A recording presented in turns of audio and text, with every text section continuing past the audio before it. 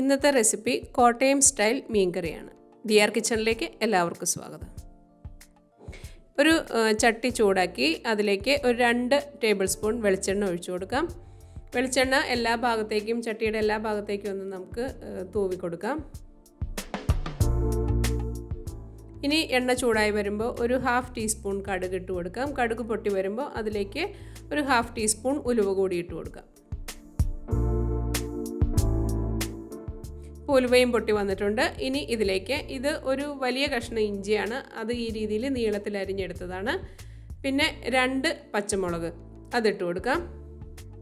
ഇതൊരു 6 വെളുത്തുള്ളിയാണ്, അതും വലിയ വെളുത്തുള്ളിയാണ്, അത് നീളത്തിൽ അരിഞ്ഞതാണ്. പിന്നെ ഒരു 10 ചെറിയ ഉള്ളിയാണ്, അത് കുറച്ച് വലിയ കഷ്ണങ്ങളായിട്ടാണ് കട്ട് ചെയ്തിരിക്കുന്നത്. അതുകൂടി ഇട്ട് കൊടുത്ത് നന്നായി നമുക്ക് വഴറ്റിയെടുക്കാം. ലോ ടു മീഡിയം ഫ്ലെയിമിൽ വെച്ച് നന്നായി വഴറ്റിയെടുക്കാം. കരിഞ്ഞു പോയി കഴിഞ്ഞാൽ അതിൽ നന്നായി വെന്ത് കിട്ടണമെങ്കിൽ ലോ ടു മീഡിയം ഫ്ലെയിമിൽ വെച്ച് ചെയ്ത് കൊടുക്കാം. ഈ സമയത്ത് നമുക്ക് ഇതിനുള്ള മസാല പ്രിപ്പയർ ചെയ്യാം. 2 ടേബിൾ സ്പൂൺ കാശ്മീരി ചില്ലി പൗഡറും ഒരു 1/4 ടീസ്പൂൺ മഞ്ഞൾപ്പൊടിയുമാണിത്.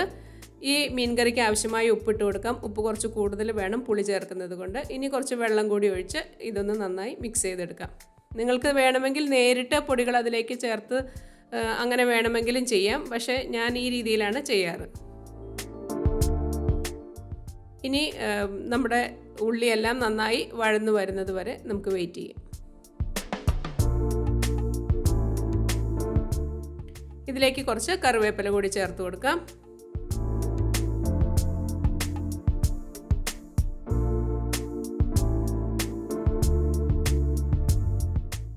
ഇപ്പോൾ നമ്മുടെ ഉള്ളി ഇഞ്ചി എല്ലാം നന്നായി വഴന്ന് വന്നിട്ടുണ്ട്. ഇനി ആദ്യം നമ്മൾ മാറ്റി വെച്ചിരുന്ന ആ മസാല ചേർത്ത് കൊടുത്ത് നന്നായി വഴറ്റിയെടുക്കാം. ആ പാത്രത്തിൽ അല്പം വെള്ളം കൂടി ഒഴിച്ച് അതുകൂടി ഒന്ന് കലക്കി ഞാൻ ഒഴിച്ചു കൊടുക്കുന്നുണ്ട്. ഇനി ഇതും ലോ ടു മീഡിയം ഫ്ലെയിമിൽ വെച്ച് വേണം നമ്മൾ നന്നായി വഴറ്റിയെടുക്കാനായിട്ട്. ഇല്ല എന്നുണ്ടെങ്കിൽ പൊടികൾ കരിഞ്ഞു പോയി മീൻകറിയുടെ ടേസ്റ്റ് തന്നെ മാറിപ്പോകും. നന്നായി വഴറ്റി എണ്ണയെല്ലാം തെളിഞ്ഞു വരുന്നത് വരെ നമുക്ക് ഇത് വഴറ്റിയെടുക്കാം. ഇപ്പോൾ മസാലയെല്ലാം നന്നായി കുക്കായിട്ടുണ്ട്. ഇനി ഇതിലേക്ക് 2 കപ്പ് ചൂടുവെള്ളമാണ് ഒഴിച്ചു കൊടുക്കുന്നത്. അത് ഒഴിച്ചു കൊടുത്ത് ഇത് ഒന്ന് നന്നായി തിളച്ച് വരണം.